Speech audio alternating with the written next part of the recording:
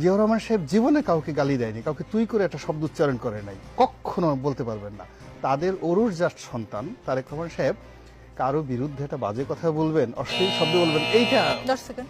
জি, আমি তারেক রহমান সাহেব সম্পর্কে যতটা জানি যে অশ্লীল এবং বাজে শব্দ তারেক রহমান সাহেব তার রাজনৈতিক জীবনে কখনো উচ্চারণ করেছেন প্রকাশ্যে। আওয়ামী লীগের লোকদের আপনি মুখ দেখলেই বুঝতে পারবেন যে এটা আওয়ামী লীগের মুখ। সেটা নারায়ণগঞ্জে যান, সেটা নরসিংদীতে যান, কিংবা সেটা মুন্সিগঞ্জে যান, এবং নুরজাহান বেগম মুক্তার তার এলাকাতে গিয়ে দেখেন এখানে কেউ ক্যাসিনো খেলে আসতেছে, কেউ জুয়া খেলে নেতা হইতে আসতেছে, কেউ চুরি চামারি করে আসতেছে। ফলে ওদের যে চেহারা চরিত্র আচরণ, ওর সঙ্গে আসলে বিএনপির চেহারা চরিত্র আচরণ যায় না। এক, দুই নম্বর হলো তারেক রহমান সাহেবের একটা ফ্যামিলি লিগেসি আছে।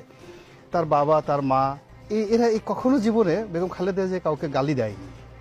জিয়াউর রহমান সাহেব জীবনে কাউকে গালি দেয়নি, কাউকে তুই করে একটা শব্দ উচ্চারণ করে নাই, কখনো বলতে পারবেন না। তাদের অরুর জাস্ট সন্তান তারেক রহমান সাহেব কারো বিরুদ্ধে একটা বাজে কথা বলবেন, অশ্লীল শব্দ বলবেন, এইটা 10 সেকেন্ড। জি।